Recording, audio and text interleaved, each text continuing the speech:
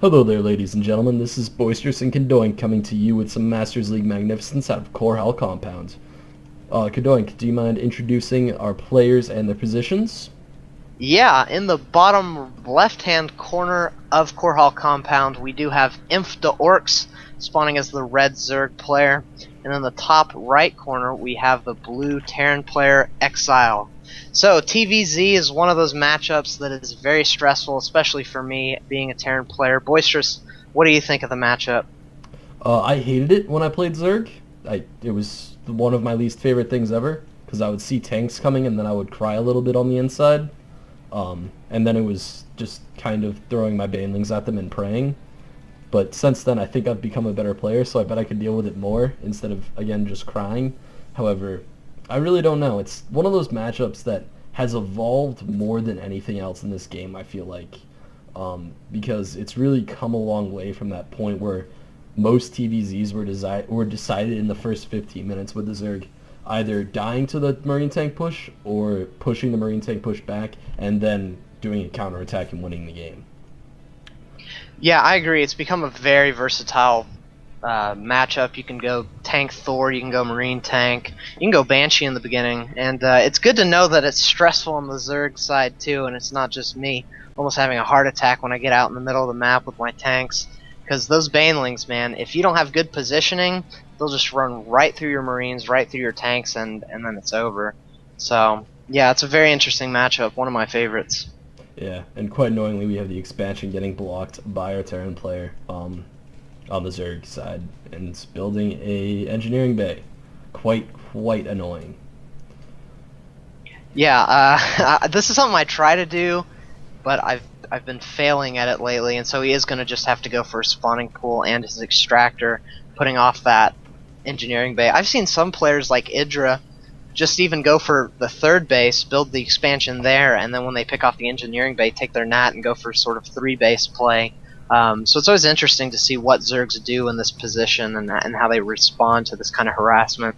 Yeah, I typically like when people go for the third just because you're going to get that third anyway with such a fast expanding style that usually it doesn't matter, especially if your opponent's kind of throwing down money on that engineering bay, then that's money that they're not going to have to 2-racks you or do anything like super just like a fast attack strategy like that. So usually going for the third is pretty safe in a situation where you get blocked, or at least I feel it almost always is. Yeah, and on a map like this, you can have a Zergling at that watchtower, and then a Zergling over on the right, a Zergling over on the left, and you pretty much have vision covered. And so your third is pretty well protected in that sense. And so it is something that's not too risky to do on this map, especially. Yeah. We have the factory coming up for eXiLe, so he's going actually for kind of a fast factory. Usually you see people go for a second barracks and go for kind of heavier bio. So he might be going for a Hellion rush. I don't know. That it depends all on what that reactor is there to do. Because I could definitely see Hellions coming out very early in this game.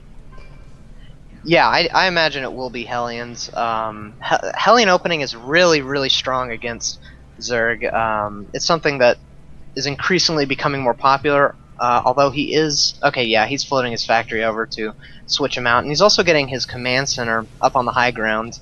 This is something I find interesting between players. Some players are really greedy and they build it on the low ground, and some players are a little more reserved and build it on the high ground. And so I think he'll use these Hellions to kind of push out and take the opportunity to get that expansion up, and then he'll probably switch him back, going for kind of a more Marine tank, especially since he's getting this tech lab on the barracks so soon. Yeah, but of course, it's always, in Terran versus Zerg, there's always that thought that he could just make 8 Hellions, which of course he isn't doing as he switches his buildings again. However, I forget where I first saw this. I think it might have been EG's Master Cup, but somebody, I think it might have been TLO, built like 8 Hellions and then just killed the Zerg. Like the Zerg built Evo chambers to wall and he had like 9 spine crawlers up and it didn't even matter. The Hellions just roasted everything. It was really nasty. Oh yeah, Hellions are very strong, and it's also interesting to see what players do with their Hellions. Some players are very aggressive and they push right into the nat like we see eXiLe doing right now and seeing how many drones they can get. And then some are a little more reserved and they kind of stay back and kind of just poke the front, trying not to lose any Hellions, but also keeping the Zerg player kind of boxed in. So that's another thing you have to consider when you're going a Hellion build is how aggressive do you want to be with these Hellions, and how is that going to play out? Yeah, and eXiLe picking the more just a very offensive Hellion play gets 4 workers killed. So those Hellions did pay for themselves. Not the best Hellions, not the worst Hellions. They were kind of just middle of the road. And we have the Zerglings poking at the front, however, being forced off by the Marine tank force. We have siege mode coming up. I don't think there's any upgrades coming for the Marines. No, not any yet. Stimpack did just get started, though. Yeah, that's another thing. Debating on whether or not you should get the Stimpack or the Combat Shield. I generally lean towards Stimpack. You can get a really nice early push if you have the Stimpack and then you have the siege mode. Kind of just poke the front, seize your tank up, split your Marines to make sure that if the Zerg opponent does have Banelings, you can avoid that. So I do like InfDaOrks being very active at keeping his Zerglings and Overlords around the map. He has really good vision keeping these watchtowers and also having these Zerglings over here at the third. Before the cast I was talking to you about how difficult it is for Terran to take a third against Zerg, seeing as they're so quick and they can poke around. So I do like the fact that the Zerg player is keeping track of these things. Yeah, and if you just switch over to the Zerg player's vision, he has vision of everything. It's almost like if he had his creep spread all the way up to his opponent's base already. And he is starting that creep spread. Not the most efficient so far, however, pretty reasonable. But still, that vision is kind of scary. Yeah, he has gotten a third queen out to get that creep spread, and so I think he knows that he needs that vision as soon as possible, and that's why he's kind of spread out as far as he can. And then slowly, as the creep starts to spread, he can start pulling his Zerglings to more offensive locations or more, better positioned locations as that creep spread goes on. So I do like that he does have vision of the map with both his Overlords and his creep. Yeah, and we actually have the Terran player not going for a starport as of yet, which is kind of interesting because if you go for not fast Stimpack, but Stimpack before Combat Shield, usually I see a lot of Terrans go for starports faster when they do that, just because without Combat Shield, stimming your Marines takes away a fourth of their life. It kind of wrecks them. Yeah, he did end up starting his starport at the 10-minute mark, which is a rather late starport. And he's even building reactors on these barracks. It'll be interesting to see if he switches one of the barracks for the starport so he can start getting those medevacs out and start making up for lost time. But yeah, medevacs are extremely useful, especially if you have that stim up, because you can just poke into an opponent's base, stim, pick off as many drones as you can, and then pick them back up and leave before the Zerglings even get there. And I also like how eXiLe's being very active at moving out and trying to stop this creep spread. Queen getting a little bit caught out of position. So yeah, very cool push right now coming out for eXiLe. Yeah, with both players pushing at the other one, the Zerglings are at the natural of eXiLe, doing as much damage as they possibly can, and they're also getting a couple of tanks from eXiLe. So I expect this push is basically over for at this point. Especially with Fungals getting a large amount of Marines. We see a lot of Marines with like 15 health. So yeah. Definitely. Is this Infestor gonna get? Yeah, it does. So there's. Ooh, wow. That was quite a few kills for that Infestor. There's basically no Marines left. So that siege tank is going to go down. And the Queen majestically stays alive. And we have the Creep Tumors. He actually didn't kill a lot of the Creep Tumors that were still active, so that attack wasn't as annoying for InfDaOrks as one would think, because he kind of cleared out one column of Creep Tumors, but he didn't actually kill the still alive ones, so he can spread that creep rapidly again.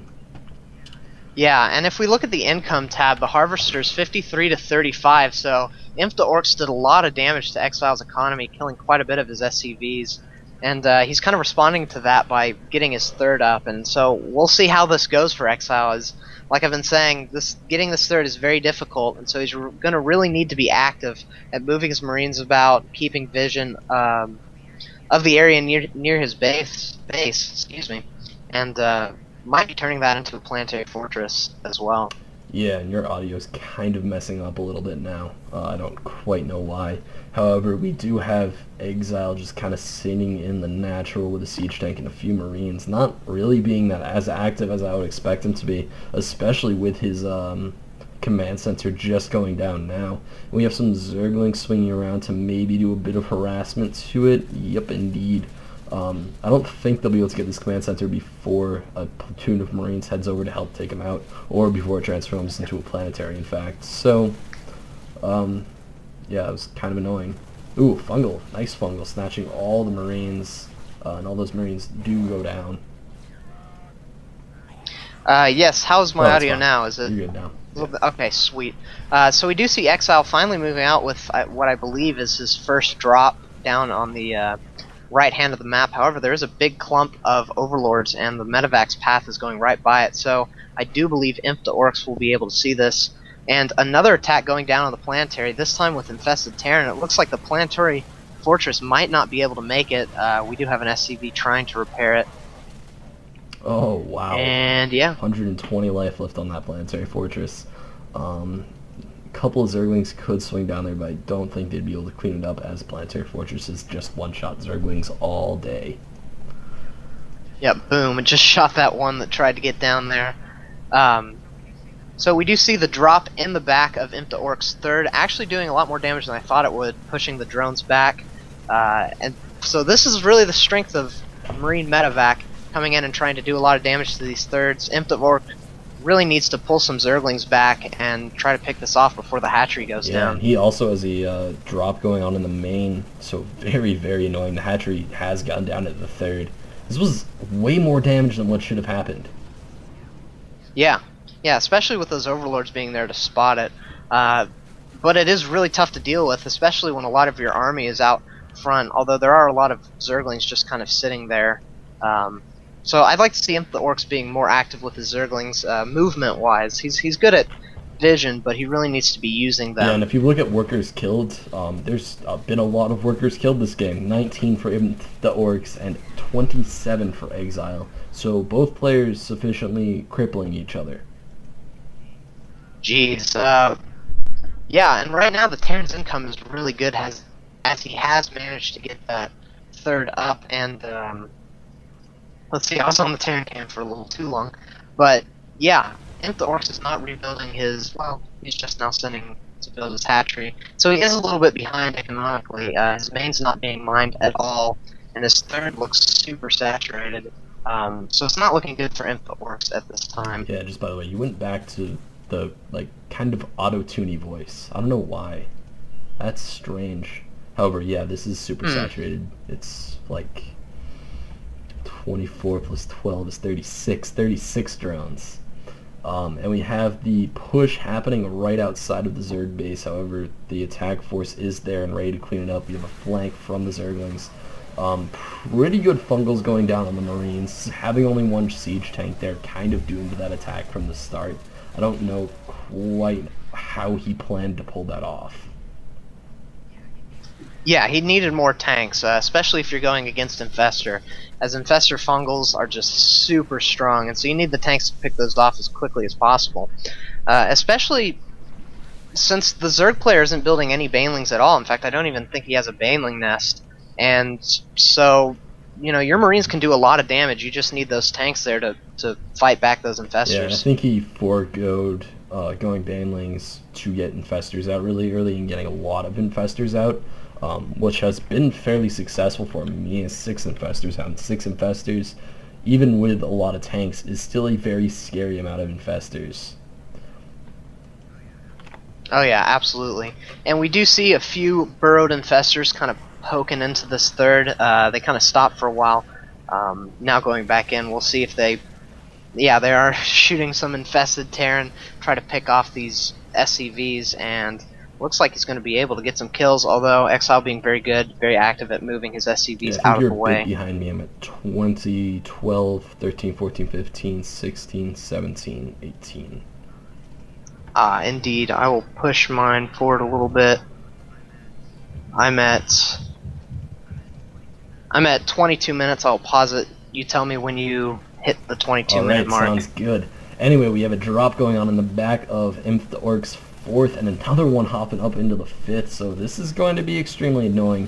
However, being proactive, he is, or not really being proactive, but being reactive, he is sending his Zerglings back there to deal with it. He doesn't know which group of Marines to go for, though, and he didn't even split his Zerglings. I don't quite know why he didn't split his Zerglings.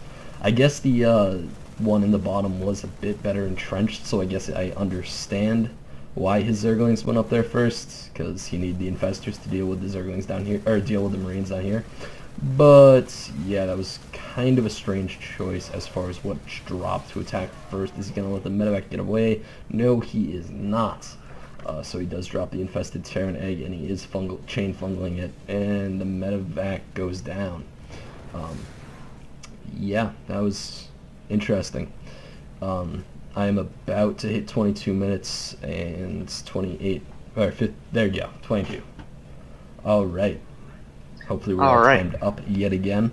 We have a giant Zerg ball happening right in front of his base, just huge. 11 infestors. That is quite a few. Definitely a lot of fungals. We have an attack by Marines. No medevacs, actually. Oh, actually, there is a medevac hiding in the back. And it is going to get the 5th hatchery, so that is extremely annoying for our Zerg player. It's going to take him a while to get that one back up again. And until then, I think his 3rd and 4th are going to start getting oversaturated, because that natural is probably going to finish up its mining career before he manages to get that hatchery up again. Yeah, however, if we do look at the income tab, he is ahead by about 600 minerals, so that is very good for InfDaOrks. And with this army, he might be able to do a lot of damage and even shut the game down right here. Oh yeah, definitely. eXiLe does not have that many forces left, plus the fact that he has too many workers at both of the bases he currently has. I'm not sure what he plans on doing. Wow, fungal growths. Yeah, massive fungals on the Marines. That's the danger of balling up your Marines like that. I don't know quite why you would do that. However, we have the Zerglings. Oh god, Supply Depot does manage to get raised at the last second, so that is going to stay there. However, the oversaturated SCVs are going to rapidly get slaughtered off by Zerglings in the mineral line, and the siege tank manages to clean them up. Maybe not. There's more Zerglings. There's a lot of Zerglings. There's always more Zerglings. Yeah, we do see the 5th hasn't been restarted by the Zerg player. I think that's interesting, as he does have the money for it. And the other thing is he is at 3-3 upgrades before his Terran opponent is at 3-3, so he really needs to take advantage of this upgrade lead as soon as possible. And I think he should try to push this 4th more, as it is, or the 3rd more, excuse me, as it is the only mining base the Terran player has. Definitely. The Terran player is kind of in a bad situation right now. He does not have a lot to do. He is moving his command center out to be a 4th. However, he got scouted by Zerglings, so that's probably going to get cleaned up fairly rapidly. And how many infestors are there? There's 12 infestors. There's quite a few infestors. A drop at the 4th gets cleaned up pretty nicely. How many workers have been killed? 30. Wow, we're about tied at workers killed with 33 to 34. Yeah. Wow. Yeah, the Terran player has been very active this whole game at doing drops. Sign of a good Terran player, in my opinion. If you can keep macroing while doing those drops, that's something that's very cool.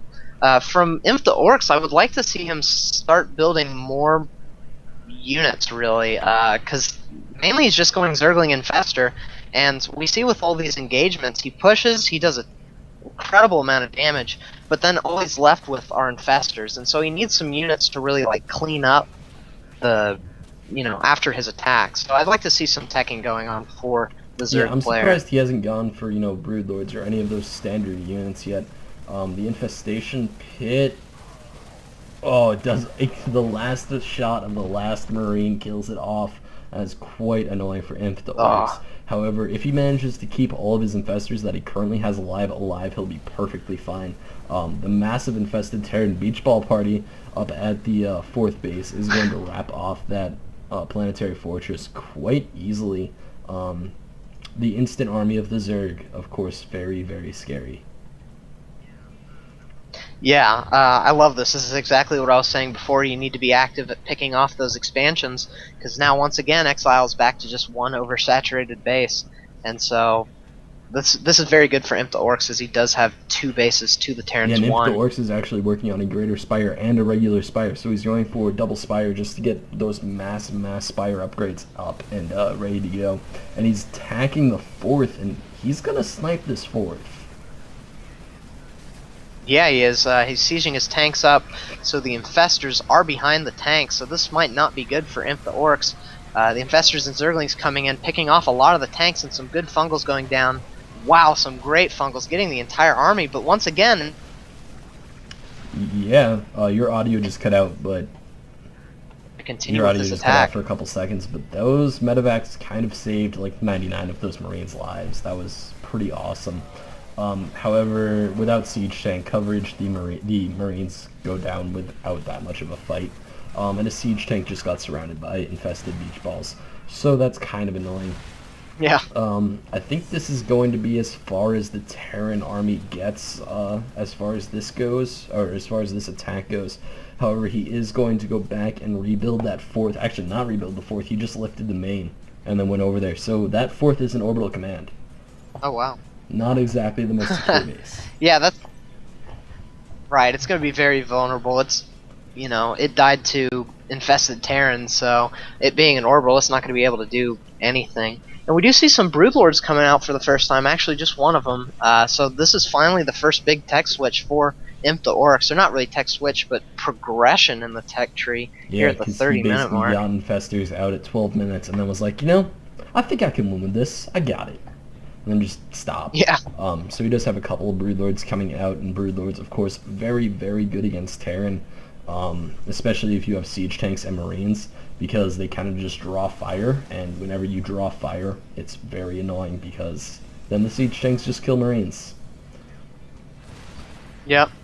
We do see an attack up in the 4th, and man, without having that planetary, these Zerglings are going to be able to pick off all these SCVs, maybe even get the command center if they're lucky. Actually, the Terran player sending some Marines in to deal with that. Yeah. Yeah, I think the major question with this game is, are these players going to break 100 workers killed together? That's the big thing. They're at 99 right now. So, I'm just going to keep an eye on that number, because that's pretty frightening. Oh man, and the rest of the Marines have gone down, and the siege tank will go down shortly. This is not looking good. Oh yeah, he managed to pick one off. But I don't think that was worth losing his entire army. Especially when I his agree. income... Actually, his income is not that bad compared to the Zerg player. Both of their incomes kind of suck right now. That's true. Zerg player just being a little bit above 200 minerals or so. Yeah. The thing with this game is it really comes down to closing the deal, and that's something that's very hard for all players to do.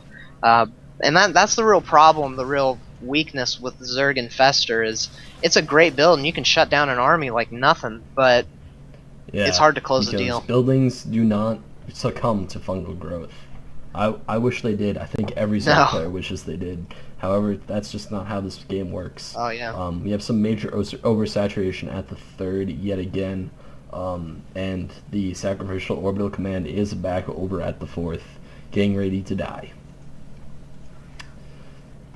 Oh yeah, I see giant Zerg ball going up towards the 4th. Quite a bit of Zerglings are going to be able to just shut it down in no time flat. Especially with all these Marines in the medevac, he's going to need to put them down as soon as possible, or else they'll in the middle of the map, go he down. managed to snipe off both Broodlords. He might lose a couple medevacs and a Marine ball, but that was pretty big, getting those Broodlords.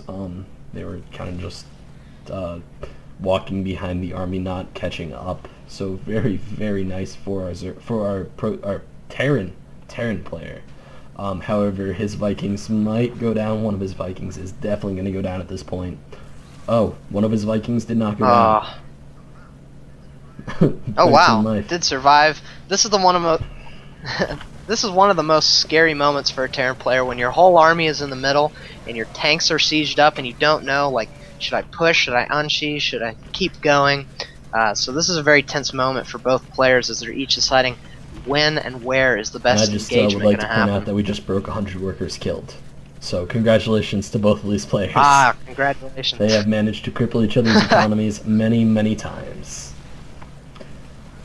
Yep.